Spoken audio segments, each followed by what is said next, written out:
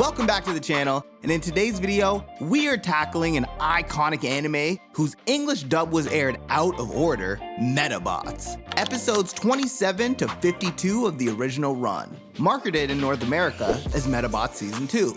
We'll get into the history of this show a little bit later, but before we get any further, make sure to subscribe to the channel and tap the bell icon so you never miss an update. Now without further ado, let's get it.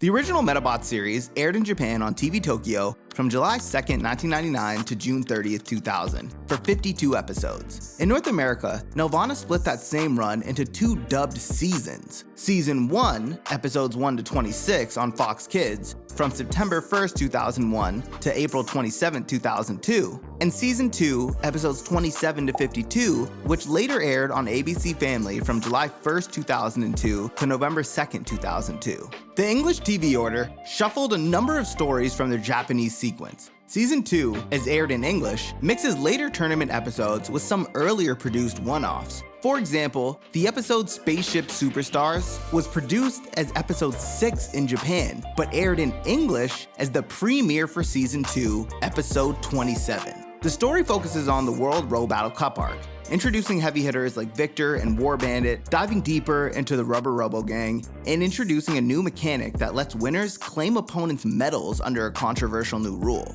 The second season consisting of 26 episodes. So, let's get into the story. One night, Erica and Brass are out late when they see aliens. However, after sharing the news, Icky and Medabi don't buy it, so Erica sets a trap using Medabi as bait, but catches Dr. Scrounge, an overeager alien researcher. Aliens, however, turn out to be the Rubber Robo Gang in disguise. Eventually, Icky unmasks them, and Erica runs off hurt, then returns and beats their Gorham in a row battle. Sea-Slug then kicks Mr. Referee to keep on fighting, which triggers Penalty Box to deck him and force a retreat. The next day, Samantha falls for a soccer player named Nathan after he once lent her his umbrella. Erica helps her try cute gifts and cooking, but her cute doll actually looks horrifying, and the food she makes is awful. Nathan admits that he doesn't even like metafighters and quit row battling years ago after losing to Samantha, but still keeps his stingray in shape. Attempting to cheer him up, Erica sets up a double match, planning for Samantha to lose so Nathan can rediscover the fun of row battling. When he's about to win, Samantha's pride flares and she beats him anyway. Nathan still has a blast though and decides to train again. Samantha's crush promptly shifts to a cool passerby, and life rolls on. After this, Koji stews over Icky getting closer to Karen, and pins his hopes on Rosewood's costume party to confess his love for her. Karen invites Icky, Erica invites herself, the Screws also plan to crash, and the Rubber Robos sneak in too. Koji signals his steward to spotlight Karen, but the beam hits Samantha, who snatches Koji. He bolts into the Rubber Robos, who demand some rare metals, and he calls Sumilodon. They counter with the bug-type Manta Prey to trigger Koji's phobia. And to make matters worse, Spike and Sloan, dressed as bugs, bump into him and spill a bin of insects on his head. Koji then panics and Sumilodon mirrors him, ultimately causing the party to unravel until Karen's presence can calm him down. Before she leaves, he still can't confess his feelings, so he's left frustrated with himself. Later on, a heavy snowstorm cancels school, but Icky's crew sneaks in late, gets locked inside, and loses phone signal. Coach Mountain, fresh from a workout, keeps shouting and knocking more snow loose by accident. The food is scarce, the Screws inhale what's ever left in the staff room, and a wandering metafighter named Tom challenges Icky with Snowbro, who freezes Medabi. Eventually, he's able to get thawed out when Coach Mountain bursts in the room steaming.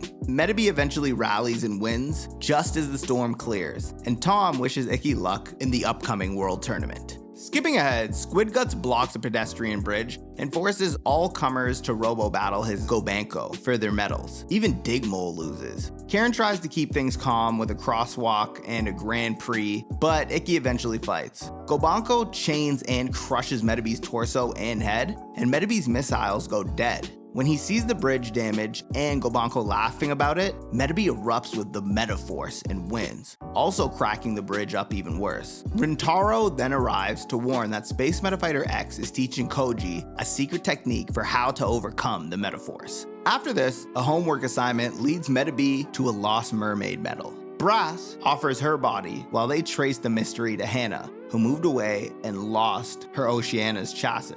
Clues then point to a rich boy named Norbert who keeps Oceana in a transport-proof tank. Erica orders every kind of delivery to flood the house, and a roll battle starts with Kuraba. Medabi's stray fire shatters the tank, and Oceana joins in too.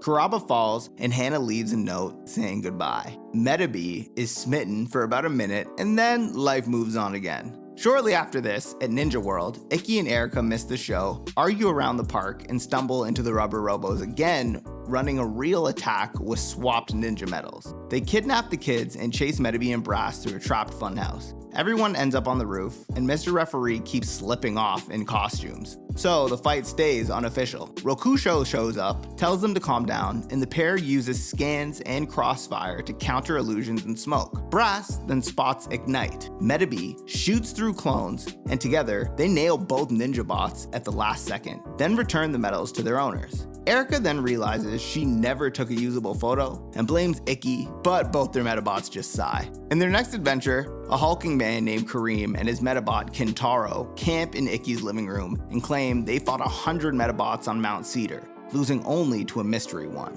Rokusho, elsewhere, saves a baby carriage and Kareem recognizes him. The truth? Kintaro chopped half the forest and evicted insects. Rokusho then stepped in.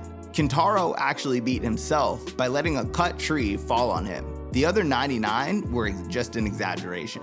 Skipping ahead, Ikki notices a shy florist named Mr. Richards crushing on Miss Mimosa, while Coach Mountain and Squid Guts attempt to butt in. Anonymous notes escalate until Floro, the flower-type Medabot, traps Miss Mimosa in the greenhouse. Medabi then hesitates to fire near a teacher, and Mr. Richards swings in on a vine and knocks Floro away. Floro admits he meant well and then lost control. He's forgiven, and they all move on. After this, Dr. Aki introduces Kaylee and her plane-type femjet, who hasn't flown since an airshow crash a while ago. Medabi tries a DIY flight rig and blasts himself with his own heat-seeking missiles. The Rubber Robos then assume Femjet has a rare medal and kidnap her. Medabi and Femjet team up and tag team Dragonfly, overcoming her fear of flying.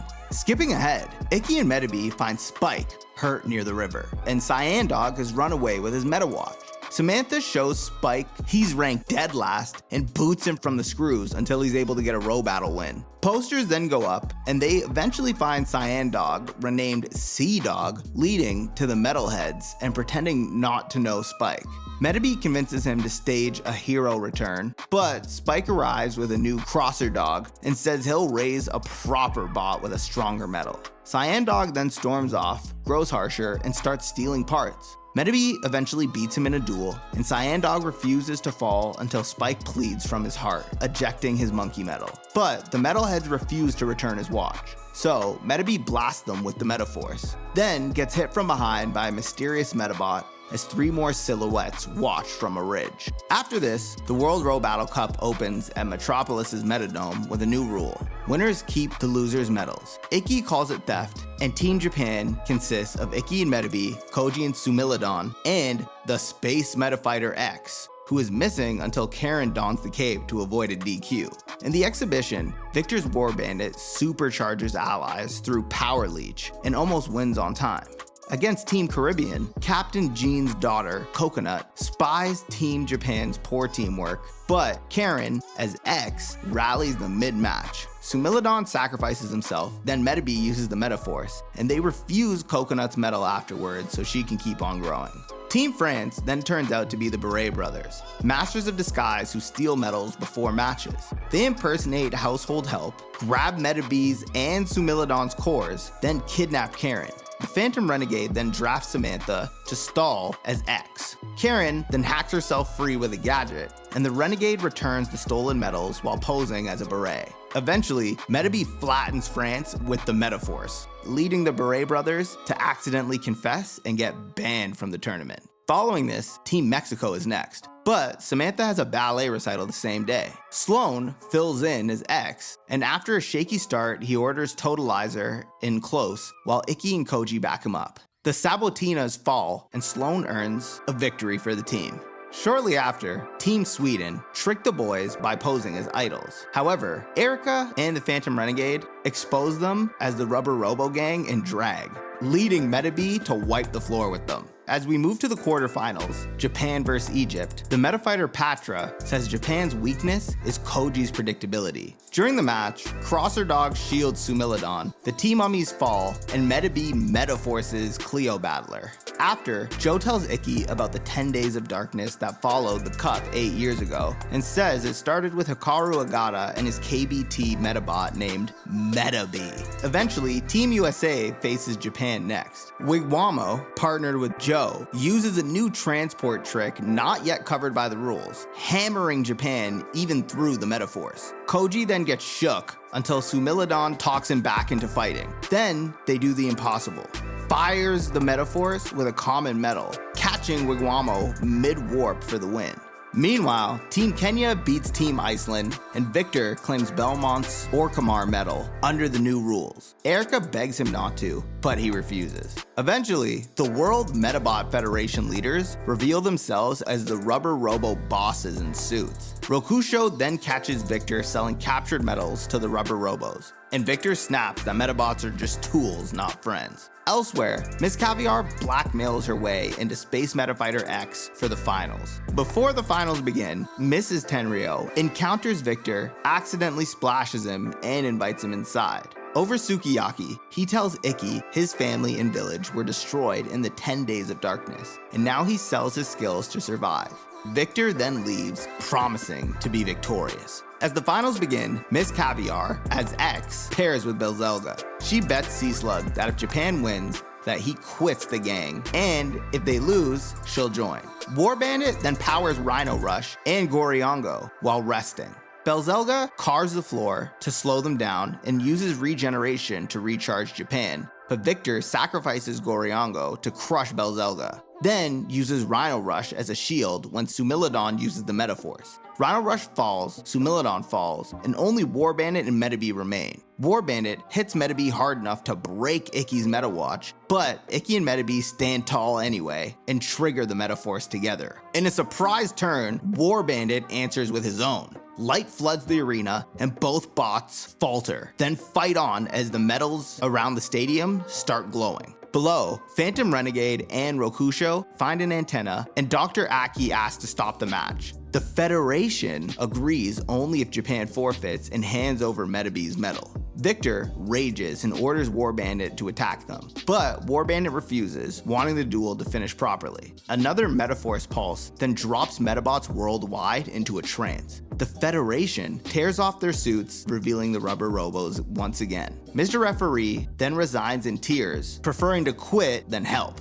Dr. Meta-Evil then explains that his plan is to use the trance-synced Medabots to conquer the world, and reveals the Metadome is now a flying fortress with the audience as its hostages. Inside the trance, Medabots relive ancient Metalorian memories. The Metalorians were an ancient super advanced civilization that ruled the world before the rise of humankind, and the ancestors of all Medabots in the present. The Phantom Renegade then says the only way to stop this is to destroy the rare metals, but Icky refuses and dives into Medabi's dream, shakes him awake, and pulls him back to reality. Suddenly, all the Medabots snap out of it. Sumilidon's Metaforce cracks Meta-Evil's barrier, and Victor is nearly killed by a falling blast until War Bandit shields him and is wrecked. Victor sees at last what a loyal partner War Bandit is, and what true friendship really means. Meta-Evil then escapes into a giant baby-faced weapon, Baby Blue. The Select Corps and their friends fail to even put a scratch in it. Dr. Aki then rolls out Plan G, Giant Medabi, powered by many metals and piloted by Icky. However, Baby Blue flattens it. Brass, Sumilidon, Peppercat, and the others step in, all more Medabots, more power style, but Baby Blue shrugs off their lasers, fists, and missiles. Then, every metafighter who ever battled Medabi arrives to lend their strength. As metals across the city light up, energy pours back into Giant Medabi.